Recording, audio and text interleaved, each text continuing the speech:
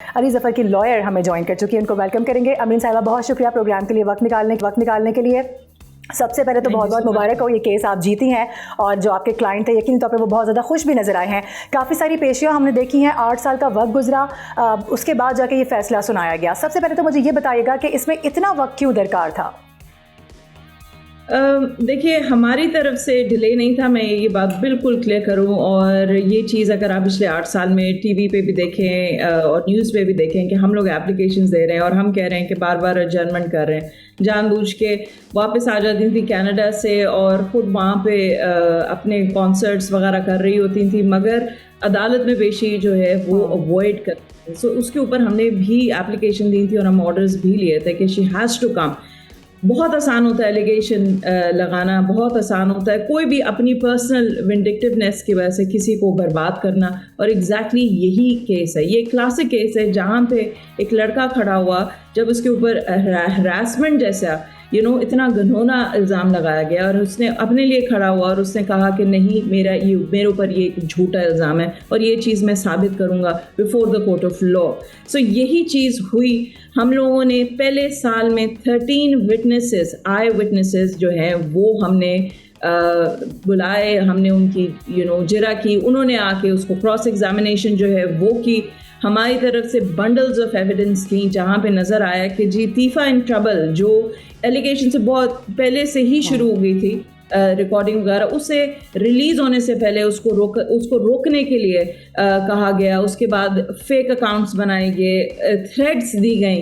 Pepsi battle of the band में अली को जज के बतौर लिया, उसमें उसको कहा कि प्लीज़ आप नहीं जाएं और अगर आप जाएंगे तो आपके ख़िलाफ़ हम जो है एलिगेशन लगा देंगे। ये सारे सबूत in forms of WhatsApp messages, in form of witnesses मौजूद थे जिनको ये कहा गया था।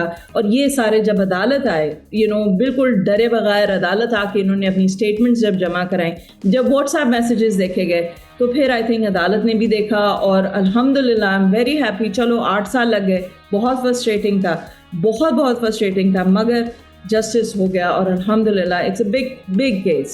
सही। अच्छा अमरीन, कुछ सोशल मीडिया पे डॉक्यूमेंट्स गर्दिश कर रहे हैं, कहा जा रहा है कि मीशा शफी की जानिब से जो प्रोवाइड किए गए थे सारे प्रूफ्स, ये वो डॉक्यूमेंट्स हैं जिसमें उन्होंने बड़ी सारी बातें की हैं, कुछ एलिगेशंस जिसको हम कह रहे हैं, या इसके अलावा अपने उन्होंने कुछ स्टेटमेंट्स रखे हैं, लेकिन उसके जवाब में कहा जा रहा है कि अली ज़फ़र सिर्फ ये कहते रहे हैं कि ऐसा कुछ नहीं हुआ और कभी भी ऐसा नहीं हुआ। सो कुछ लोग इसको भी तनकीद का निशाना बना रहे हैं, इस पर आपका क्या मौक़िफ़ है?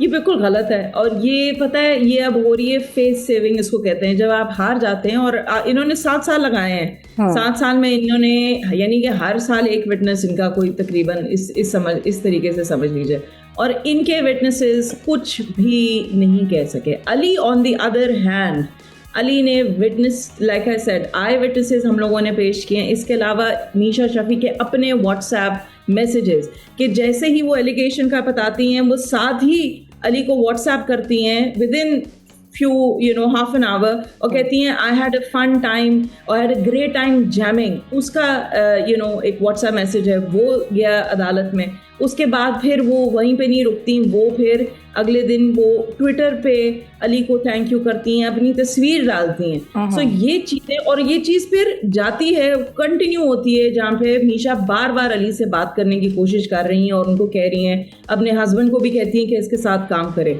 सो जब आप रीजनेबल मैन टेस्ट जो अंडर लॉ है उसको आप अप्लाई करते हैं, तो कोई भी जो इस तरीके की इतनी सिवियर एलिगेशन लगाता है, तो कोई भी रीजनेबल पर्सन ऐसे फिर नहीं चाहेगा कि वो कांटेक्ट करे इस टाइप के इंसान से, मगर उल्टा हो रहा है। यहाँ पे मीशा बार बार इनको फ़ोन कर रही हैं या इनको मैसेज कर रही हैं। और उसके अलावा जब इनके विटनेसेस आए हैं, इनके विटनेसेस ने खुद कहा है कि हमने नहीं देखा। इनके पास जो भी विटनेसेस आए उन्होंने कहा हमने सुना है, मेरे दोस्त की बेटी है इसलिए आई बिलीव हर। इस चीज़ पे कानून नहीं कानून यू प्रूफ्स मांगता है, एविडेंसेस मांगता है वो। एग्जैक्टली, इट्स नाइस टू इन्होंने इतना इस्तेमाल किया ये 8 साल, इतना इन्होंने डैमेज किया है अली की रेपुटेशन को, जो पाकिस्तान के बहुत बड़े स्टार हैं।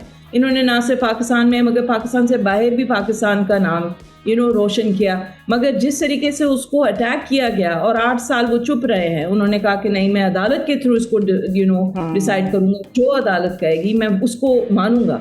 और अल्हम्दुलिल्लाह ये बहुत डिफ़िकल्ट केस है। यहाँ पे हम कह रहे हैं कि लड़की झूठी है पाकिस्तान में बड़ा मुश्किल होता है। एग्जैक्टली ये मेरा यही पॉइंट था कि ये लगा देना इल्ज़ाम ये बड़ा आसान होता है, ख़वातीन को बड़ी इसमें फेस सेविंग भी मिल जाती है, लेकिन हैट्स ऑफ टू यू और अली ज़फ़र की जो इस्तकामत थी यकीनी तौर पे उसकी भी वो तारीफ़ करनी चाहिए कि वो डटे रहे, खड़े रहे। अच्छा, एक लास्ट सवाल मुझे ये भी बताइएगा मीन साहिबा कि ये भी अब हम देख रहे हैं कि कुछ ऐसी शोबिस की आवाज़ें हैं जो आवाज़ उठा रही हैं, ऐसे कुछ चेहरे हैं, ख़ासतौर पर मैं 2-3 लोगों के नाम लूँ, इफ़त रहीम साहिबा, इफ़त उमर साहिबा जो हैं, उनकी जानिब से भी कहा जा रहा है, बड़ी बड़ी पोस्टें की गई हैं, कुछ उन्होंने डॉक्यूमेंट्स अटैच किए, उन्होंने कहा कि हम इस पर आवाज़ उठाएंगे और हम मीशा को इस तरह से नहीं छोड़ सकते। तो आप समझती हैं कि ये केस दोबारा से भी रीओपन हो सकता है? नहीं, not at all. Miss Iffat की भी जरा हुई थी और बड़ी डिटेल में हुई थी। अनफॉर्चुनेटली कुछ लोग उनको लगता है वो इंटाइटल्ड हैं अपने बबल के अंदर, उनको लगता है कि वो कहते हैं तो सब मान जाएं, और ऐसे नहीं होता। अदालत में आप कुछ भी हो, अदालत में आप एक सिटीज़न हैं। And you know miss Iffat जो है उन्होंने तूफ़ान बदतमीज़ी डेफिनेटली शुरू की हुई है एक्स पे और सारी जगह, मगर मैं उनको भी अंडरस्टैंड करती हूँ। बड़ा फ्रस्ट्रेटिंग होता है कि जहाँ पे आपको ये लगे कि आपके पास सारे प्लेटफॉर्म्स हैं और आप जो कहें आप कह सकें, और 8 साल से आप ये कर रही हैं, और जब फाइनल जब जजमेंट आती है 160 पेजेस की अब जजमेंट आई है, और उसमें के कंप्लीट डिटेल में अगर आपको नज़र आता है कि आपने क्या किया है और क्या हुआ है अली के साथ, तो आई थिंक अब ये ब्लैक एंड वाइट है। और अब इनकी कोई भी चीज़ आई थिंक पाकिस्तान की आवाम और जनरली कोई इतने बेवकूफ़ नहीं है। आई थिंक सबको पता है क्या हुआ है, और मैं बहुत शुक्रगुजार हूँ अली का कि वो खड़ा रहा, और हमारी जो टीम है जिन्होंने एक्चुअल, जैसे कि अली सब्तैन फाजली हैं, ही वाज द लीड हमारे जो टीम हेड है, एंड देन उमर तारिक गिल, जिस तरीके से उन्होंने जरा की मिस इफ़त उमर की, मीशा की, this is what made this case win.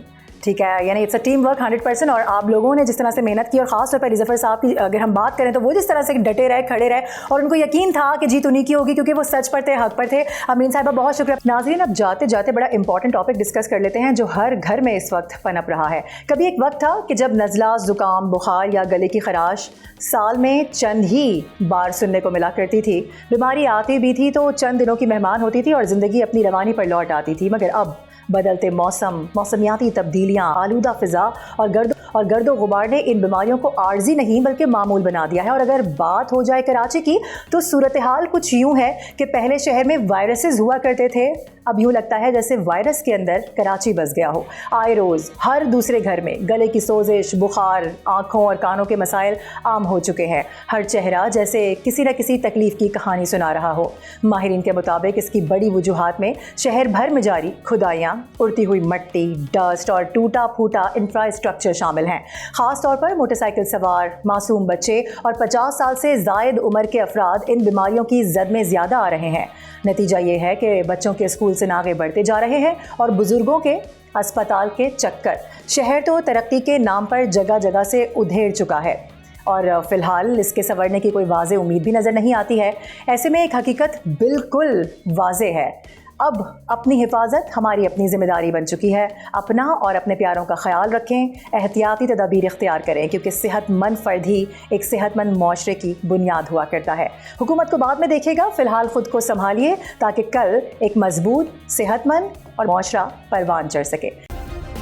Subscribe करें और बेल दबाएं ताकि कोई खबर रह न जाए।